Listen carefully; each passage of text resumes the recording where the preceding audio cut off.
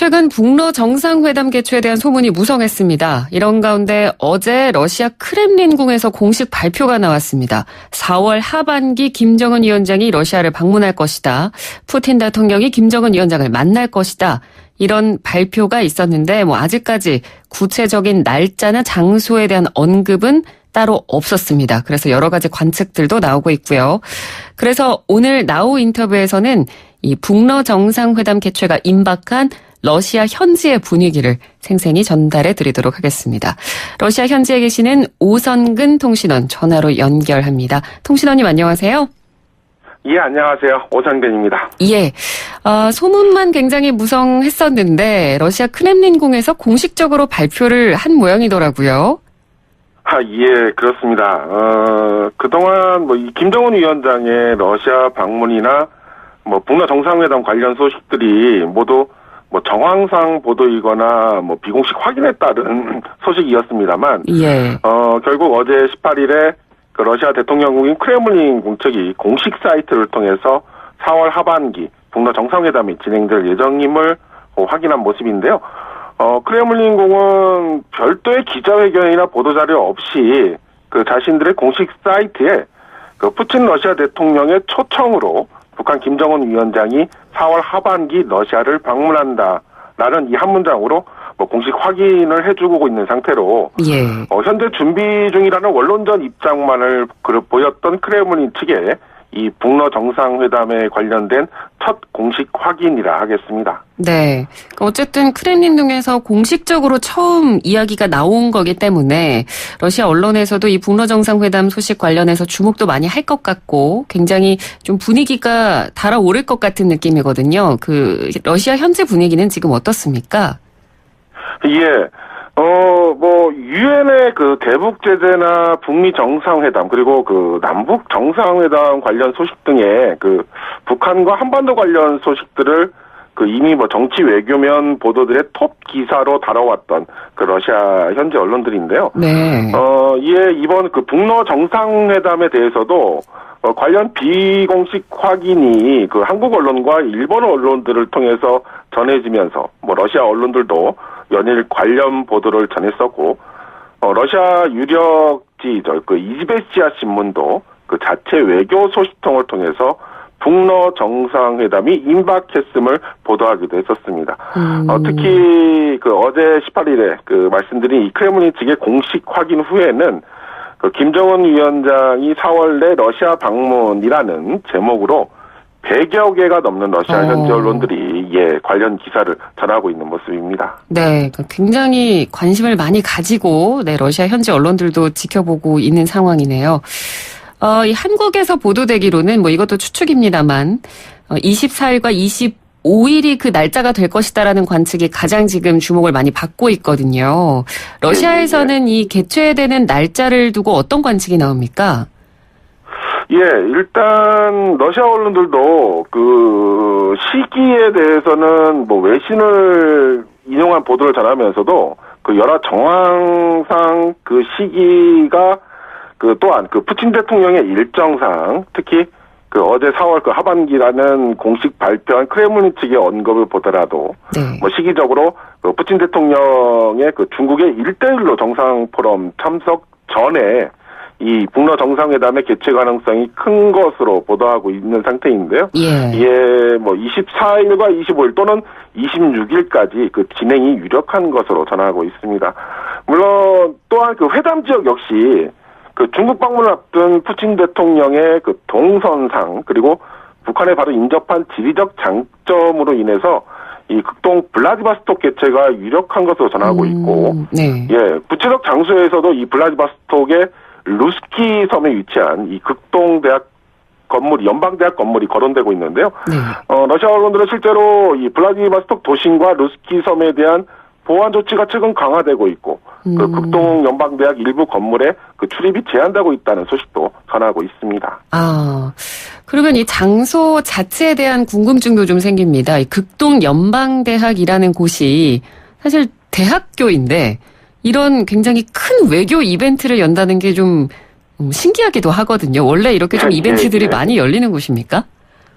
예, 이 블라디보스톡 남쪽에 위치한 이 누스키 섬이라는 내부에 위치한 이 극동 연방대학은 현재 규모면의 면에서는 4천여 명의 교직원과 재학생 3만 5천 명을 자랑하는 극동 지역 최고의 대학으로 손꼽히고 있는데요. 네네. 예.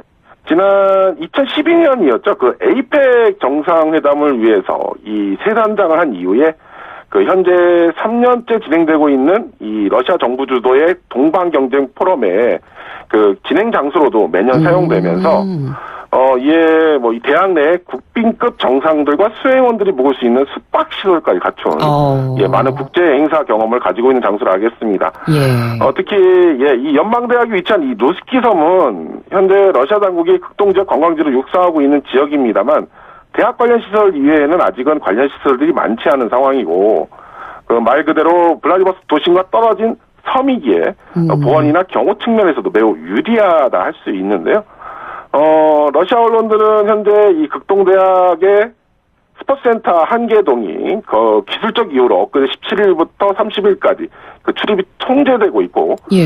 이 건물에는 김정은 방문으로 인해 다른 건물의 편의시설을 이용해 줄 것을 알리는 A4 용지의 공지문도 붙어 있는 것으로 사진과 함께 전하고 있기도 합니다. 네. 그러면 극동 연방대학의 이런 건물을 폐쇄한다든지 이런 움직임 말고도 북러 정상회담을 준비하고 있다라고 느낄 수 있는 움직임이나 이런 것들이 포착되는 부분이 또 있을까요? 예, 물론입니다. 먼저 블라디보스토크 도심에 경찰 인력이 평소에 비해 눈에 띄게 늘었다는 전언이 있고요. 예. 또한 김정은 위원장이 항공기보다는 전용 열차를 이용해서 이 블라디보스토크로 이동할 것이라는 전망을 뒷받침하듯이 네. 현재 블라디보스토크 기차역 출입에 일부 제한이 있는 것으로 알려지고 있습니다. 네네. 예, 전언에 따르면 보통 러시아 기차역의 경우에는 보안 검색이 있긴 합니다만 기차가 정차한 플랫폼까지 접근이 언제든 가능합니다만 네. 현재는 이 블라디보스토크 기차역에 승차권이 없이는 플랫폼 입장을 제한하는 것으로 알려졌고 특히 이 블라디보스토크 기차역 플랫폼에는 시베리아 열차에 9,500km 종착 기념비가 있어 관광객들도 많이 찾습니다만 네. 이 역시 기차 탑승권이 없을 시에는 출입이 제한되는 것으로 알려지고 있습니다. 네, 정말 다양한 부분을 보더라도 지금 북러 정상회담이 임박했고 러시아에서도 관련 준비를 지금 차근차근 하고 있는 모습으로 보여집니다. 이 한국에서는요, 이 김정은 위원장이 이 시기에 러시아를 찾는 이유에 대해서 2차 북미 정상회담 이후에 냉기류에 빠진 비핵화 협상 국면에서 러시아는 북한 편이다라는 어떤 외교적 함의가 있다라는 분석이 지금 힘을 받고 있는 편이거든요. 러시아에서는 이 부분을 어떻게 보고 있나요? 예, 물론 러시아 언론들이나 정계에서 북한에 힘을 실어준다거나 북한 편을 들겠다라는 입장을 직접적으로 표현하지는 않습니다만, 기본적으로 러시아는 북한의 입장을 지지하는 듯한 모습을 보여왔는데요. 네. 특히, 북핵 문제와 한반도 평화에 대해 러시아는 이미 오래전부터 단계적 해결이라는 입장을 고수하여 현재도 이를 주장하고 있고, 이 단계적 해결이라는 것이 어찌 보면 지난 2차 하노이 북미 회담 결렬의 원인이기도 했던 미국의 일괄 타결에는 반하는 북한의 점진적 조치에 상응하는 유엔과 미국의 점진적 대북 제재 해제 조치를 언급하고 있는 것이라 러시아는 북한 편이다라는 외교적 함의가 현실적 측면에서도 현재 크게 다르지는 않는 모습이다 하겠습니다. 네. 그러면 북한이 원하는 방향의 도움을 좀 러시아가 좀 화끈하게 줄 수 있을 거라고 또 러시아 내부에서도 보나요? 어떻게 보십니까? 일단은 큰 틀에서는 북한이 러시아의 지지를 확보할 수 있을 것으로 충분히 예상된다 하겠는데요. 네.